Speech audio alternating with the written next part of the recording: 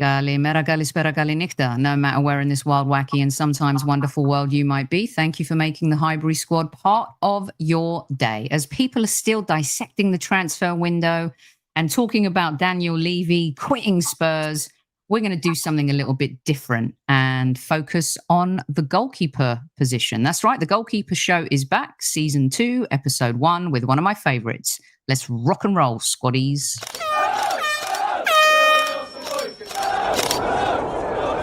Mind the gap between the train and the platform. Please stand clear of the discussion doors. The next stop is Highbury Squad.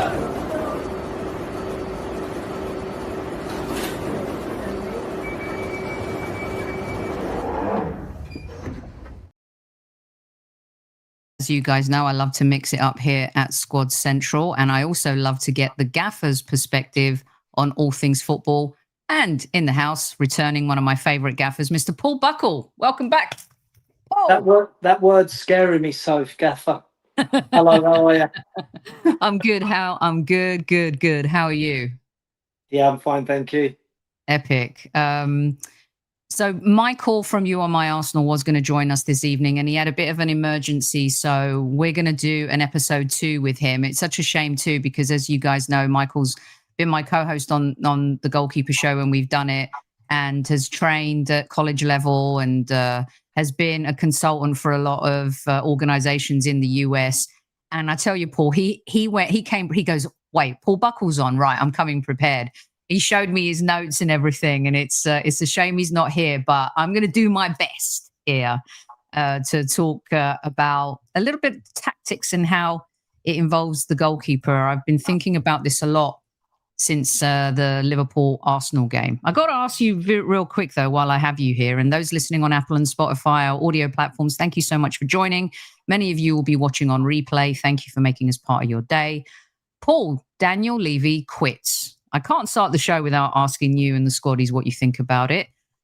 I'm not going to lie. In July, I got a little bit of a hint from someone I know, saying that there's a possibility that he could be stepping down, and that maybe some investment is coming from the US and Saudi. What are your thoughts? Good chairman, good 25 years. I mean, you've worked with chairman. 25 years is a long time. Yeah, that is a long time. I was shocked when I saw it. I actually thought it might be a bit of a wind-up when I saw it online, and I texted Rebecca immediately and said, have you seen this?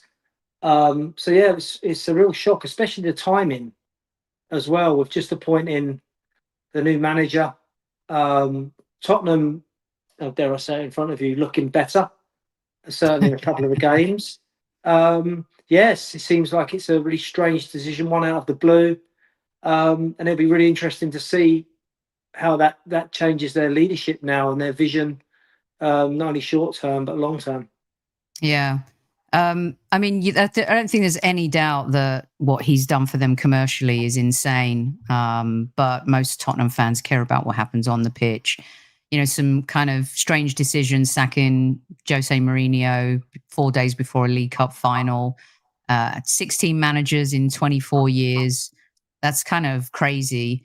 Paul, when you look at, there's a new CEO, the old Arsenal guy, Vinay, is in now.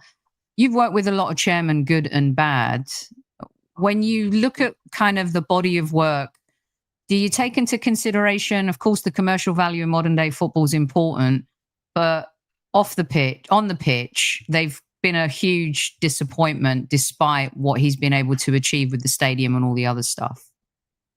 Yeah, I think they're definitely two separate things. So I think what he's done with the stadium and how Tottenham have grown off the field is there for all to see. I think on the field is where the questions are going to be asked and have been asked. And I know from being in clubs that chairman can interfere. Sometimes they don't even know they're interfering. Okay, so an example is they build relationships with players, unhealthy relationships with players and families. Players then have a way of getting to the owner. Sometimes they can have staff in there. Sometimes you'll see staff have been there forever, and I'm not saying that's a bad thing all the time, but I remember one club that I went into, and walked into the offices and I was looking at all the pictures on the wall. It must have gone back 20 years. And it was one face in there all the time. And I was like, wow, he survived the plane crashes. So I think you've got to be careful. I've seen it. I have seen it. I've seen it where a chairman can be influenced. And it's normally for the player's needs, Sophie, or ulterior motive. And it's really not healthy. It's the worst thing that can happen to you as a head coach when you're undermined. You want to go in, you want to be supported. And if you get it wrong, and you've had that support, then you hold your hands up and say I got it wrong. But when there's been interference with the players, and I had another situation where bonuses, with players, wasn't done right, got in the way of a game, a big game actually, and it's just off-putting. It leaves a sour taste in your mouth as a manager. And I think if I was a betting man, I think that's gone on at Tottenham. I don't know. I'm just saying if I'm a betting man, it must have. You don't sack your manager before a final, do you? I don't know if that's ever been done, has it? With Mourinho? No. And you're talking about a manager who at the time still, and you could say what you want about Mikel Mourinho, but he was a perennial winner. It was the most bizarre situation. That's an interesting take, actually, as to how that could have happened. I can buy into that. Easy. It's the same thing with, the player power at Chelsea and stuff like that. But then when you look at the time that he, Conte and Mourinho, and they're big managers, they're big personalities. And Conte, when he called out the club in that press conference, I'm sure he did not like that at all. And that was the end of his days there, wasn't it, really? Yeah. Yeah, sorry, just on you're right, so it's a really good point you make, because those managers, they can do that. They've won. They're probably sitting there thinking, I've come in here, let me do my thing, and there's people interfering. And someone like Conte and Mourinho, they're not going to put up with it. You could say the same with Jose at Manchester United. I mean, look at his record now; it looks unbelievable compared with what they've got going on. So I think that was what Conte was trying to say. I mean, it's glaringly obvious what he was trying to say. Yeah, exactly.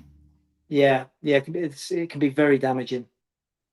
All right, let's get stuck in here. So I really wanted to bring the Goalkeeper Show back this season. Not really a lot of I don't think there's any other YouTube Arsenal channel out there that just focuses on the goalkeeper position.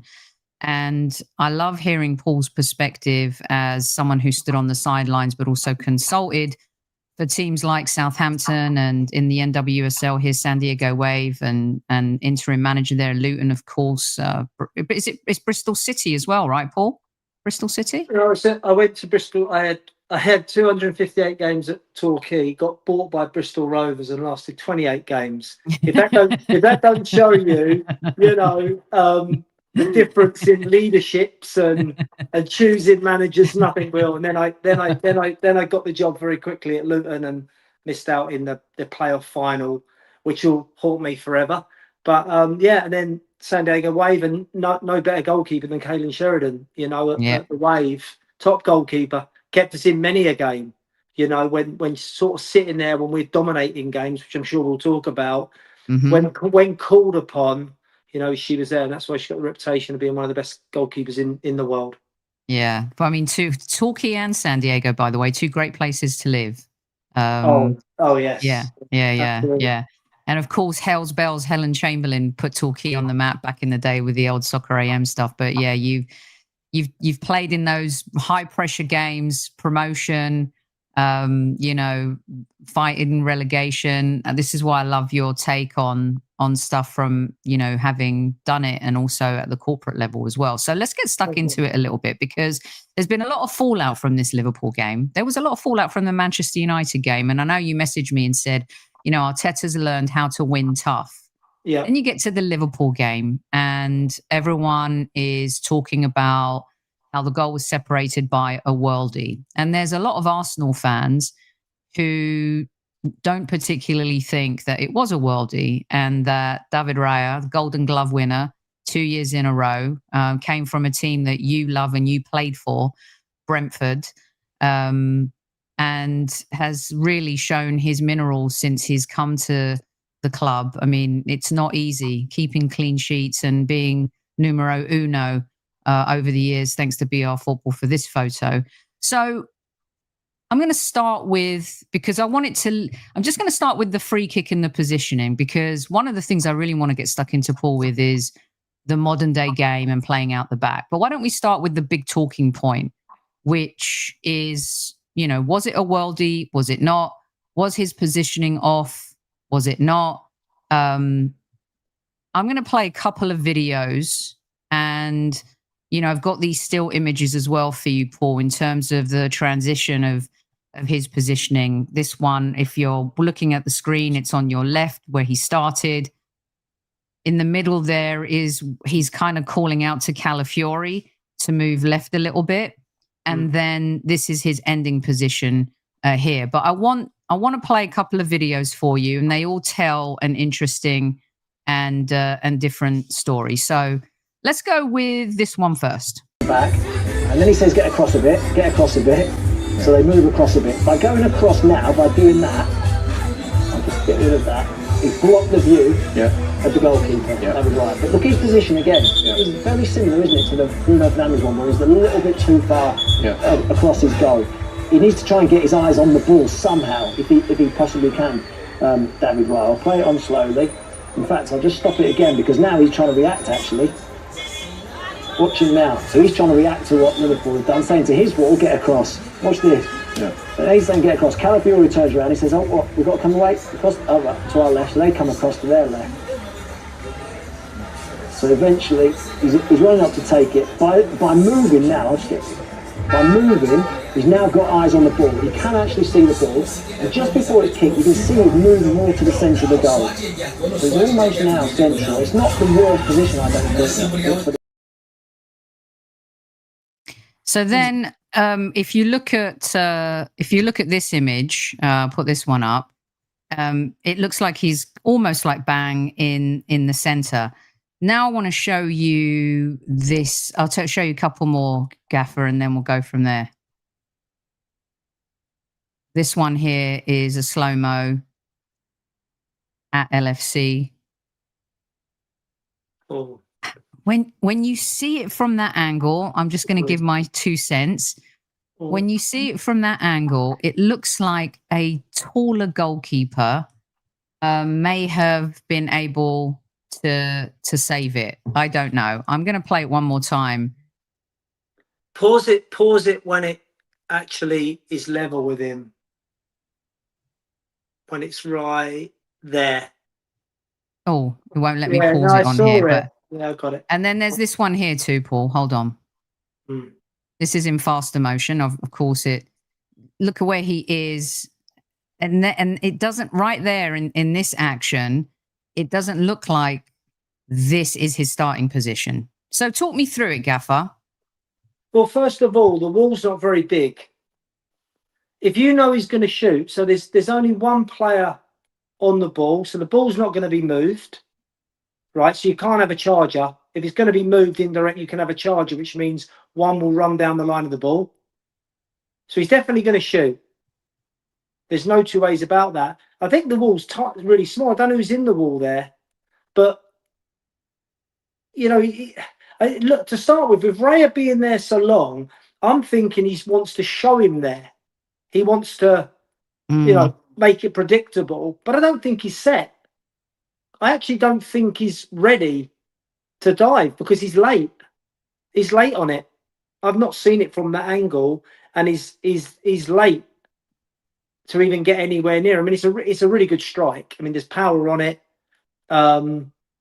He's dipped it over. I mean, players. So what I would say is they're practicing all the time over mannequins in training, and I suppose, yeah. I mean, the two first players.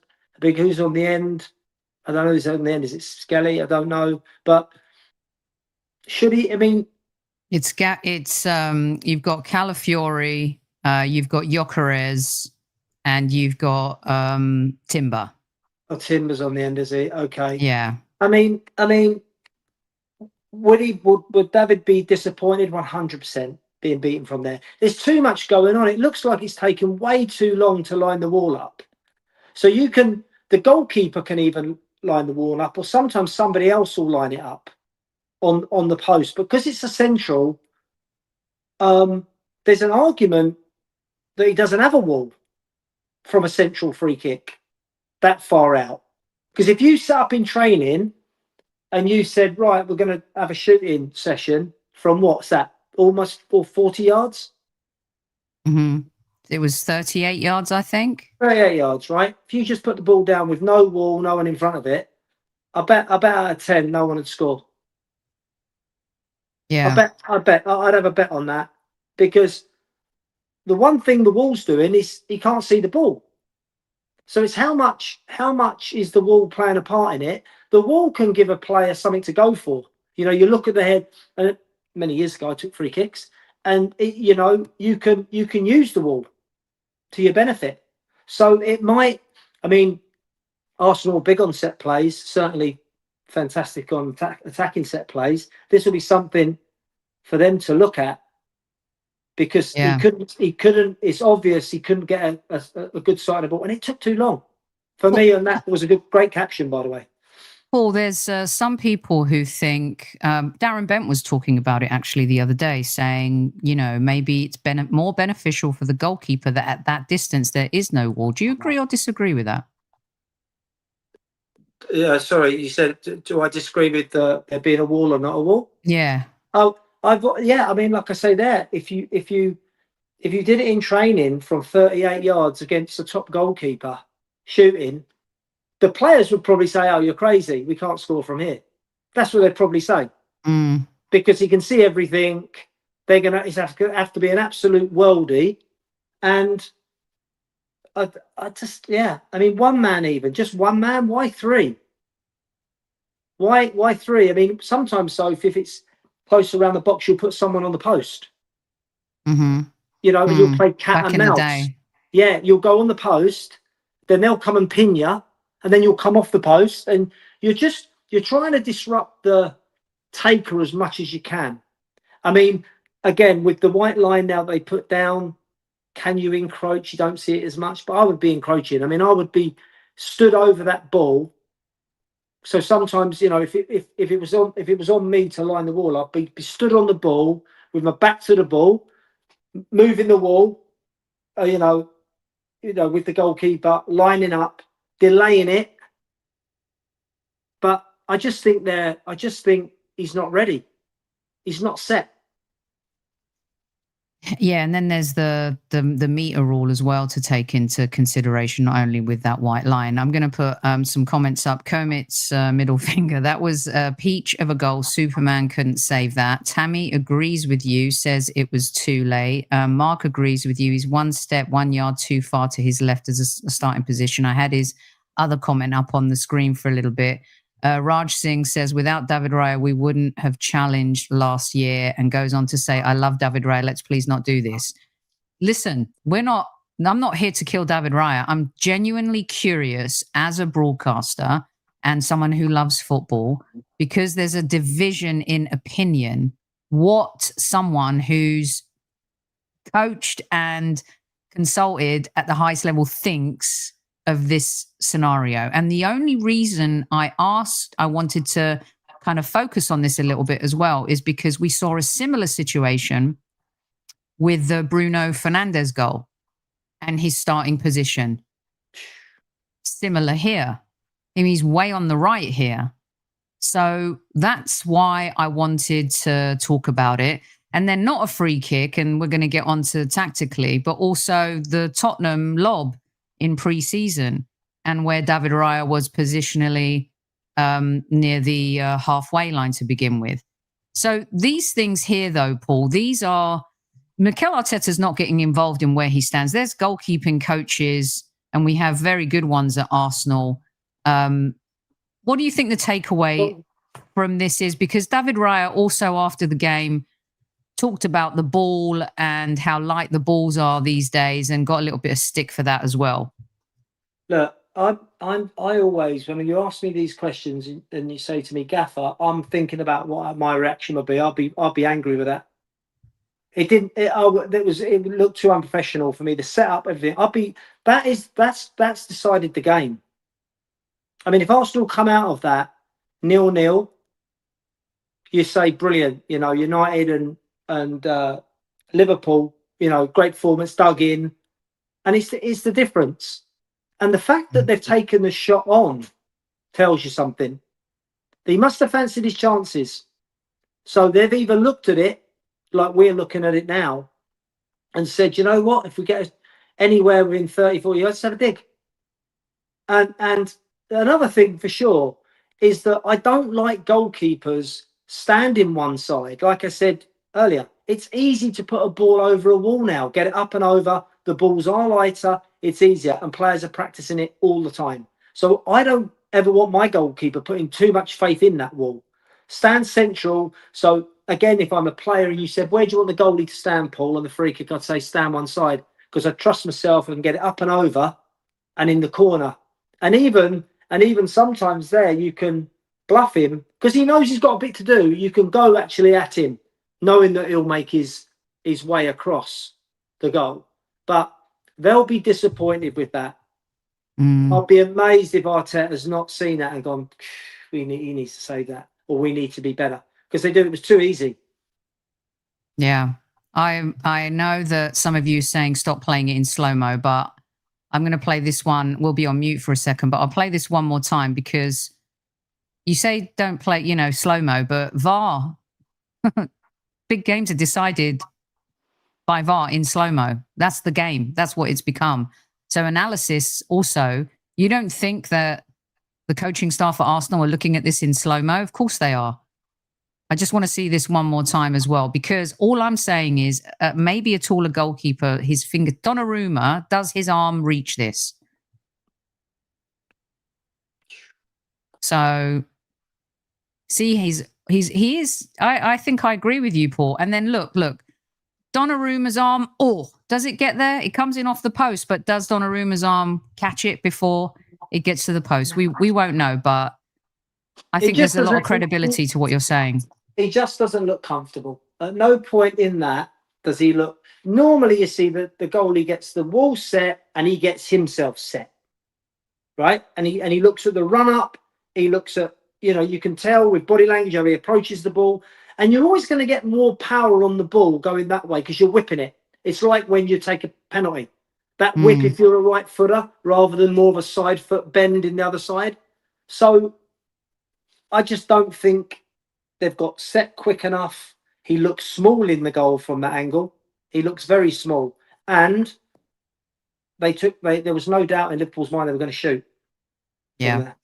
And maybe they did because, it's, who was it? Demsek or someone made a point about David Seaman. There were times where David Seaman, they talked about him getting a little bit caught out with positioning on free kicks as well. And maybe, when you do see something a little bit similar like this, Fernandes for United, again, had no right to get anything from us at this point in the game, but yet, they were able to do that. Now, with that said, Paul, let's talk about the goalkeeper position in terms of the modern game and tactics and stuff like that, because David Hillier was on the show a couple of weeks ago, and he was talking about, we were having a conversation about playing out the back, and he was watching a Bristol City game and just couldn't believe that they were trying to play out the back when clearly they don't have the players to do so.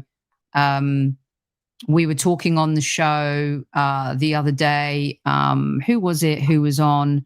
Was it Henry Winter that we were talking about maybe how, of course, Pep's influenced this so much. It's become an obsession in football.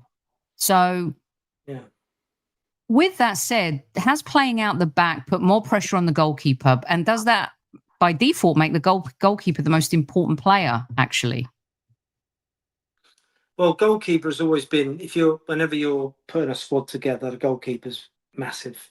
I remember back in the day, Colin Lee saying that to me in my first job. He said, Paul, we need a really top goalkeeper. It's really important. And if you go back through the years, Brian Clough always maintained that, with Shilton. And if you go back through the years in the Premier League, Schmeichel's, the top goalkeepers that are in there that play a huge role, you know, in winning that title.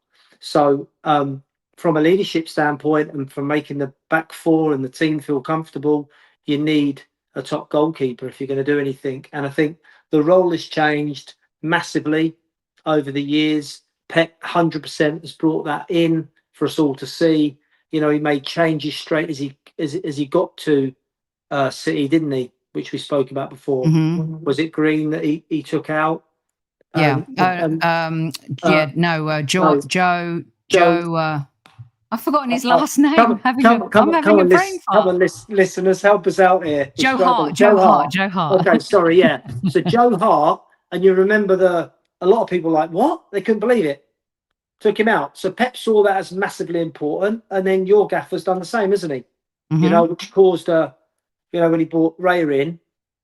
So it's important to those managers for sure, and those two managers have worked together, and Pep has had two of the best teams in recent history in Barcelona and Manchester City with the top players. And I'm sure that's what David is talking about. When you've got them top players, okay, you really can then say, right, this is our style of play. And it's clear that Pep wanted to possess the ball. He felt that it was the best way of defence by keeping the football.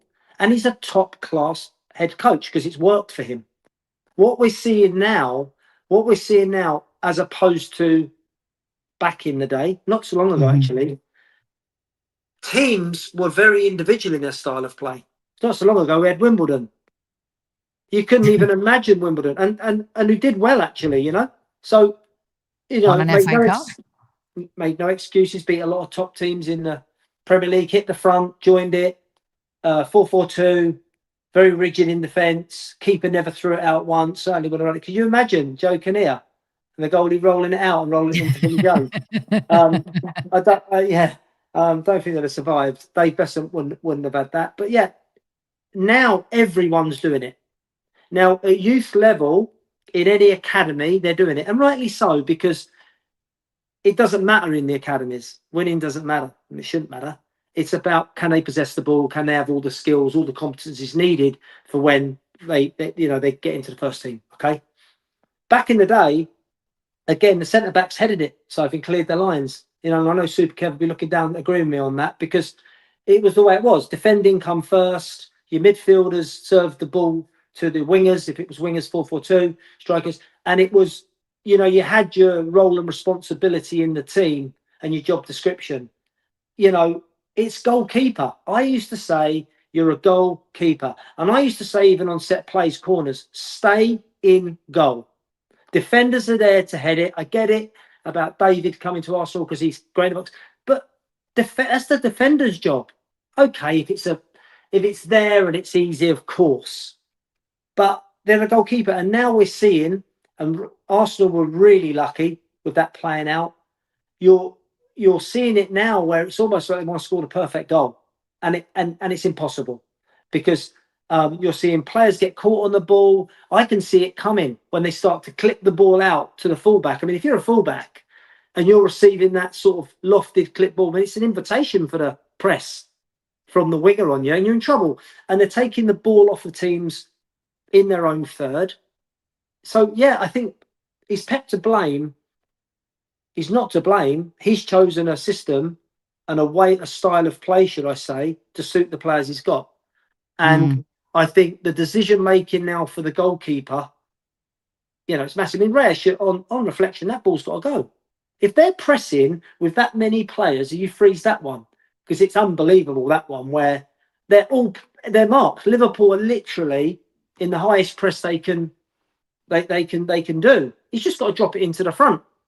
And then you go and join it, right? And the goalkeepers have got that quality. They can hit it 50, 60 yards, you know. But that was a really poor decision, what he made there. Now, is it Mikel Arteta saying, you're not going on, we just play our way out? Every team has their way of pressing. They would have watched Arsenal come out and what numbers they have. But, I mean, that's just literally, it's taking a liberty, really, when you try and do what they did. And it looks really amateurish. Why does Paul? Why does the goalkeeper make? We see it. We see it in the Premier League. We see it a lot. Why do they think they could? It's like a quarterback, right? Who is so confident in themselves, they think they can thread that pass to the wide receiver, and that's what got me curious about having this conversation with you, because I almost feel like the goalkeeper's become the quarterback of football. Is it cocky confidence, or is it, I've got to do this because this is what the manager wants? But Mikel Arteta doesn't want him to make that decision at that point, surely. Well, the trend, I mean, if you're coaching a team, you have to have a plan B. I mean, surely they would know. I mean, David Raya's looking at that. You know, it's a numbers game. If you're in the build, if you've got, say, 6 in the build, and they've pushed right up on you with 6 up against you, there's space elsewhere. You've done the job. It served the purpose. You're drawing them onto you to then drop it in and go long. If they stay off you and you've got 1 or 2 players spare, of course you play out then. That's what playing out from the back, I think is designed to do. The goalkeeper has been brought in, so because you'll have, say you got 2 centre-backs against 1 striker stroke 2 strikers. You'll use the goalkeeper, right? So one of the strikers will jump onto the goalie and he'll be good enough to get out of his feet and set the other centre-half away, right? And then that centre-half will come into the midfield lines and create an overload, which will draw a midfielder to him, and then we find a spare one, and now we're calling it, we're out. We've broke the lines, we're on their last line. We hopefully got runners going in to play them in. But because teams are doing it every single time, it's predictable, it's easy. And they're showing that arrogance. You need to mix the game up, and it is no different to being a winger when you're taking on your man. So if you go inside, outside, step over, sometimes you do a give and go, you beat him without the ball, sometimes you're laying it back, you're mixing your game up so that so the opponent doesn't know what's coming. But what we're seeing every single week, and it is boring, I have to admit, I mean, I find it extremely boring when it's so slow and they're getting caught out. But yeah, everybody seems to be doing it, and I haven't seen too many League 2 or League 1 games live, but that everybody just seems to be doing it. And I think as well, managers now, I think especially in England, are afraid of doing anything else because they'll be called a dinosaur, or they'll be, you know, or their long ball. So yeah, that's my take. But there were times in the PSG game where we were playing the long ball and we were doing long throws as well. But I agree with Harvey here. You do all that work that you've just talked about, Paul, and then pass it back 90 yards to the defence again.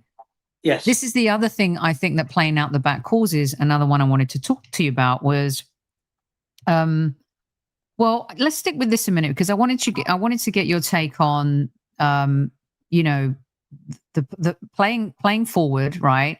You come out the back, you do all those things that you talked about, and then the sideways and back passing. So many teams are doing this now. You know, this possession obsession based football that I think is making plays a little bit too robotic. It's boring. Last season, I was so bored with the Premier League, honestly. I was enjoying watching Bundesliga more. And, you know, people aren't going to want to hear this, but I was enjoying going to MLS games a lot more than I was watching some Premier League matches, because I just felt everything was robotic. And I've asked a lot about the popcorn football players, you know, the Alexis Sanchez's, the Eden Hazards.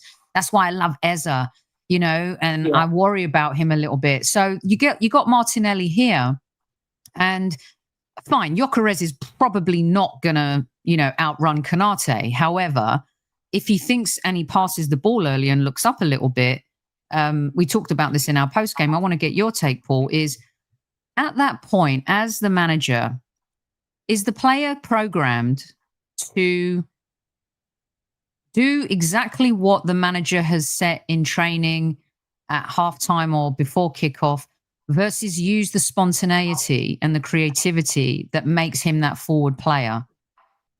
Because fans are asking that a lot. They're just doing what Arteta tells them to. Well, they don't have the freedom to express themselves. What do you think it is?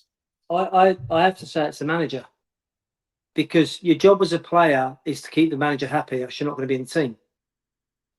So you know, I remember back with Paul Scholes, it was like Ferguson would allow him. It was something crazy. You'd only ever see like the perfect ball that Scholes had put through, right, to Van Nistelrooy to score, but you wouldn't see the other 12 that had just gone beyond. So what I'm trying to say is he was given a license to try it, right? Because someone's got to create something at some point. And if it's not your wingers, who's it going to be? And the game has changed. We never used to have inverted wingers. It used to be just 4-4-2, wingers on the outside, literally as a midfielder at Brentford. Give it to Marcus Gale and just support behind. Go on, Gailey. Go and take him on. Go and commit him. And success, Soph, was a throw-in deep in their half. That was success. Because we'd have a long throw, come up, right? Corner, massive success. And a goal, the ultimate success, right? So I don't think it's looked upon like that now. It's almost like, again, the perfect goal. And I think that Arsenal have got, when you look at Arsenal's squad now, on paper, I mean, unbelievable. Let them go. Let them go and attack the fullback. Because you ask any fullback, what would you rather? Be ran at, or he checks back and plays it back? And I get it. If there's doubling up, right? So say Eze's taking the ball, okay, and they've doubled up on him. Of course, he's going to be smart and check and find that spare player. But we're seeing so much at the weekend where it's 1v1 situation. And you're like, go on, go and take him on. And I think Madueke did it very well on the other side, I must say. I thought it was refreshing. I didn't know he had that turn of pace. And I would have just said, keep giving him the ball. Because he had the beating of the fullback. Remember his name now that we've got from Bournemouth, right? He had the beating of him. Yeah, he had the beating of him. He had his number. And there was real intent. When he picked the ball up, so if he opened his hips up and he was like, right, I'm going to go at you. And it showed you because the fullback wouldn't go tight. He wouldn't go tight with him. And I think it's a really good point that you make. I think it's an entertainment business. Of course, it's a winning business, but why have these players in the team if you're not going to let them go and take people on? And I swear to you, I was always an advocate. I always had wingers in my team. Yes, I would have inverted wingers, and we've seen the game go now with the fullbacks going beyond, right? We've seen that. But we'd really like to see the fullback give it to the winger and say, go on, go and take him on. And I think Arsenal have that now. Arsenal have that in abundance now, but it was disappointing to see in any game where they just keep checking back. And I think Grealish, who I used to love watching Jack Grealish, just checking back, and that must be coming from the manager. There must be. So let me ask you this, because you also talk about, we've got all these players, and Albert was saying this on our show a lot.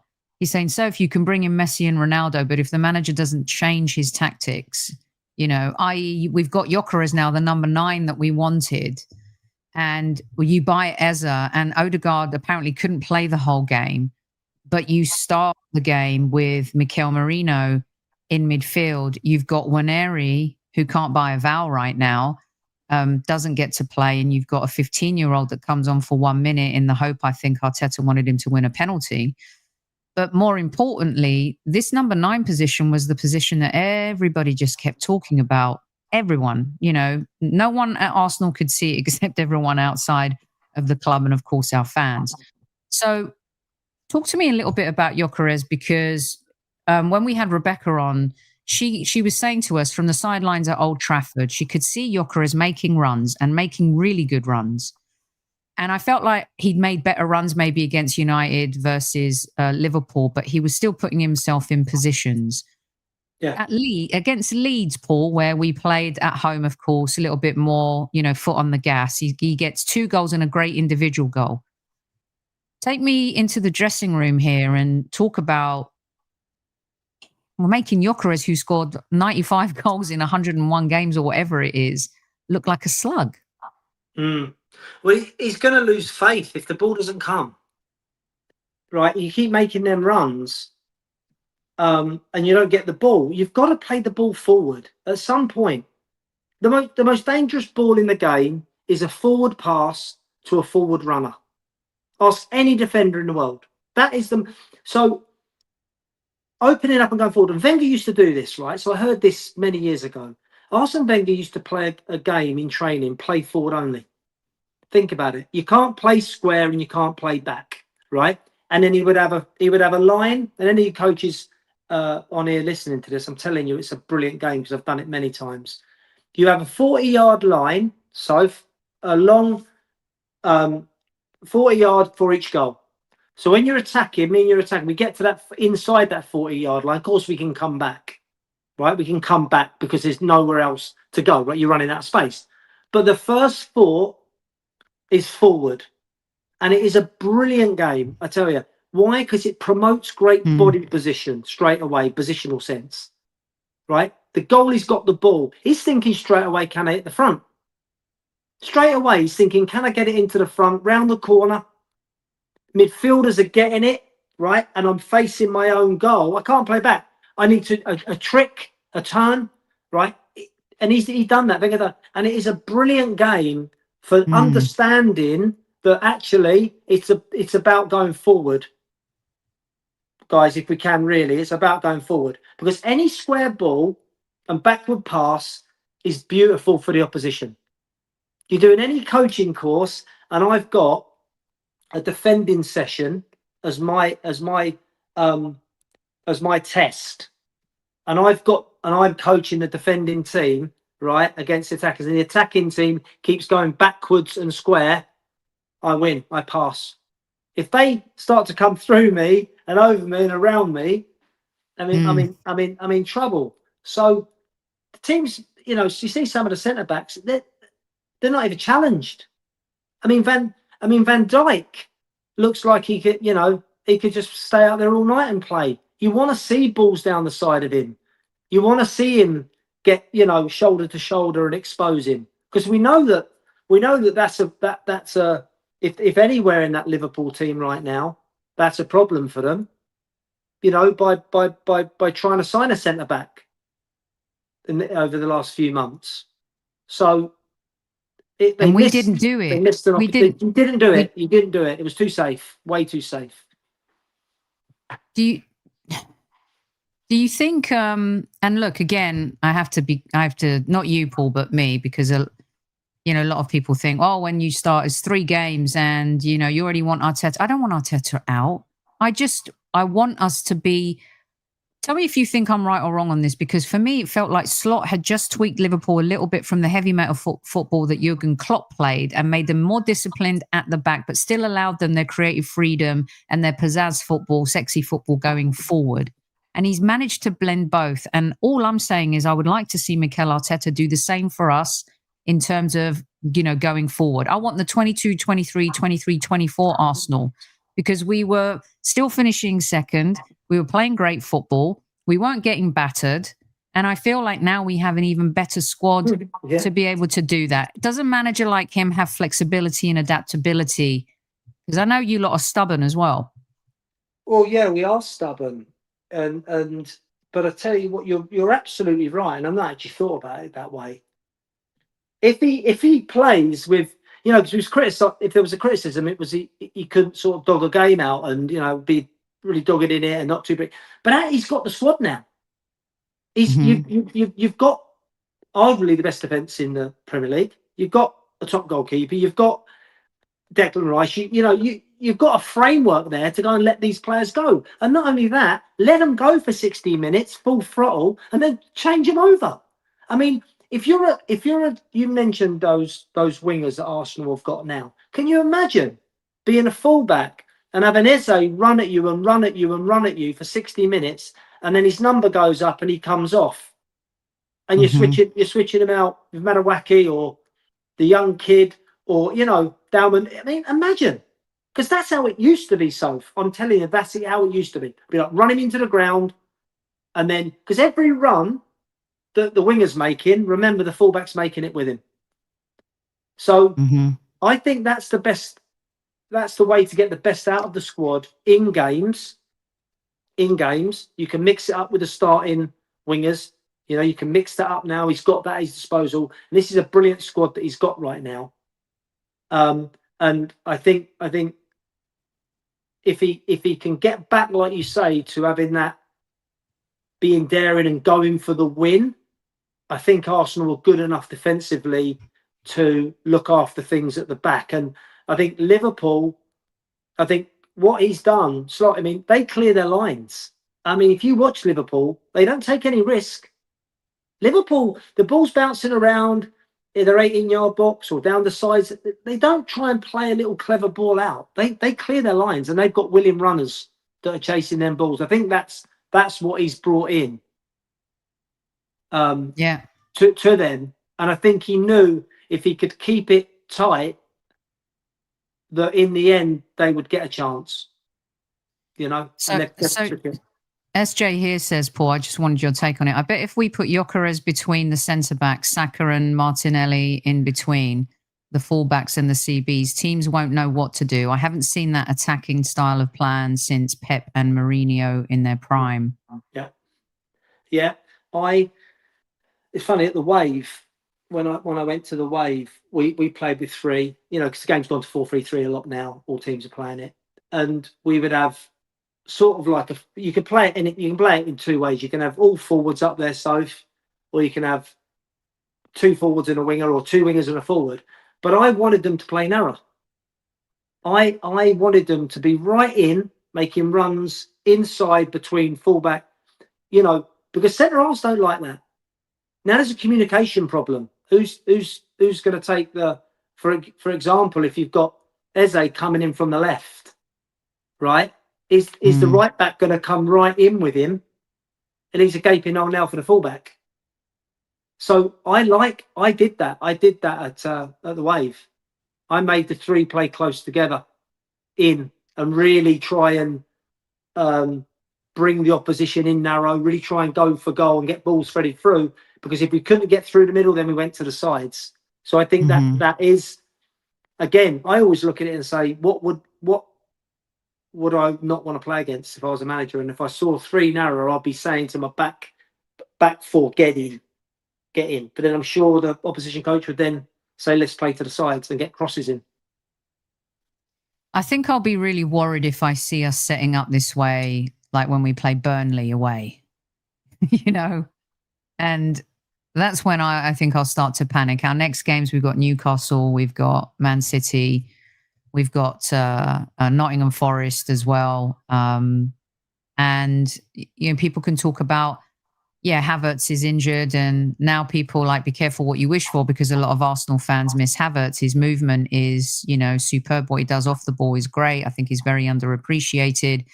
Saka is injured, of course, but we bought players, guys, who can play ball. I don't think there's any excuses this season, and people don't like it when you say that out loud, Paul. Do you agree or disagree that there can't be any excuses when you have a talented team like ours, even if you're missing Saka? You know, City, you're missing Rodri. They struggle, fine. I'm not talking about like we've got to win every game, but you've got to go out to win every game. Oh, you're not going to get a better. You're not going to get a better squad than you've got now. You're really not. I mean, after that Leeds game, you'd be thinking, here we go. You know, we're capable here. This team is capable of scoring goals. If you have a team and you look at that team and you say, we've got goals on the right, we've got goals on the left, we've got goals through the middle, we've got Rice who'll pop up with a goal, we're dangerous on set plays. It's golden if you're a manager. I mean, I'd sleep well at night with that squad, I'm telling you. And then on the defensive side, with Rice in front of the back four and the defenders that he's got and the goalkeeper, I mean, it's there. It's right there. I think you made a brilliant point, honestly. Get back to going and being attacking now, because you've got the players. You have the players now. And if they get tired, you can change them. The bench is unbelievable. And you can change from game to game. You can, in the top games, you can look at the opposition. You might want to keep it tight for a little while, but sooner or later you've got to go to win that game. You've got to show the intent to go and win it, to try to win it, because it's a dangerous game sitting in and going for the draw. And I don't know if Mikel's had enough time to learn that, to be honest. I think he knows the other way. Do you still Do you still think he's the right man for Arsenal? Do we need to see a little bit more this season? And don't panic, squaddies. I'm just asking the question because I'm curious, because Paul has been Mikel day one. Like, he could see it. The last 2 seasons, you thought we would win the title as well. I did, because but they were so Jekyll and Hyde at times. You'd see a bit like now. I mean, so up and down. I don't know if the pressure is too much at times. What I would say is, if someone like Ancelotti was available right now for Arsenal, would you swap him? Given the squad you've got. Seeing what he did at Everton, I would say no. I would want, if someone's asking me the question, and I'm not wanting to sack Mikel, but I think Luis Enrique, his arc, Paul, was very interesting, because when he first went to PSG, he played similarly. And, PSG fans weren't particularly happy with him. And then they got rid of the Galacticos and they went younger, and he changed his style. And you see the results. They won the Champions League, and they were undoubtedly the best team in Europe last season. Someone like him, who has the discipline of both. And I think sometimes people are afraid, like, well, who are you going to get? Well, Liverpool replaced Klopp with Slot. And I'm sorry, I don't think a lot of English fans even knew who he was. No. What I mean by Ancelotti is, you need a manager to manage the top players. And he's got the top players now. If I'd have said to you a year ago, or 2 years ago, Saka and Eze in the same team. Come on, that's to die for. That is, I mean, this is similar to what, I think was aimed at Gareth Southgate, where he had all the tools. Just go for it. You got the best England team in a long time. Just go for it. Let them go. Let them run free. Let's go and have a go at teams. Let's not try and just nick it and sit in there. Let's go and try and really win it. I just don't know if that's there at Arsenal yet. But I think the managers that have won things, which is why I mention him, and this team is much, much different to that Everton team. Allow them to go and play. Allow them to say, right, this is our time. We're capable of going to Anfield and beating them. Because not many Arsenal fans would be happy with that performance. Didn't really lay a glove on them. And I think at some point, Paul, that's all I'm saying is, I thought the players showed courage in the first half. I thought our players were really, really good. I just think on this occasion, the manager let them down by not taking his handbrake off and, wanted him to do donuts. So, and at some point you've got to start winning those games. Or, if you're not going to win, don't lose. That's all. So, all right. Super, Paul Buckle. Brilliant stuff from you, as always. Thanks so much for joining. It's been excellent. Who did you pick to win the title this year? Quickly before you go, did you pick Liverpool this year? I did pick Liverpool, but then when I've seen what Arsenal have done, I still think it's there for. I know I'm positive of Arsenal, being a closet gooner, but I think it's there. I really do. I think if he can get every player an 8 out of 10 every week, no one's going to beat Arsenal. Because if you can get ahead in games, the pace that Arsenal have got as well now. Because if they could have got ahead against Liverpool, Liverpool would have to come out. And I think Arsenal can kill teams on the break this season. But I am positive he will be looking at it. He'll be looking at everything. He's got time now. And let's hope that the Arsenal come back out after this break looking to go and win games all out. Totally agree with you. So does Wesbird. Paul is right, because Liverpool were poor and there for the taking. 88 miles per hour. That's how much I wish our forward line would go out. Go for the win. Be brave. Banging show, says Dell. Enjoyed the show. Paul is a very nice fella. Thanks, Paul. Great stuff. Thanks, Sophie and Paul. Great insight as ever from Paul. Paul, thank you so much as always. Mark says Paul knows his onions. He certainly does, squaddies. And give him a follow at buckle_Paul on Instagram. And we appreciate him. Big up for sure. I get a 9 from Newman, you get a 10. So that's Super Kev always used to say high scores from Newman, though I'm not sure. So thanks so much, Paul, for joining. We really appreciate you. Squaddies, thanks so much. Share this show, you guys. It's a little bit different, but I tell you, this is good stuff. This was a really great football conversation, and we appreciate Paul for joining us. Don't forget to tell your loved ones you love them, Squaddies, at ease, and watch out on the community page for the next live show. Till then, take care.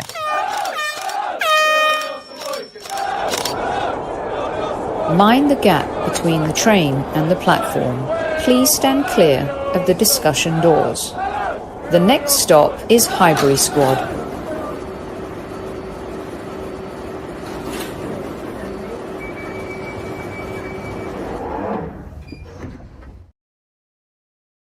That's a proper score right there. Well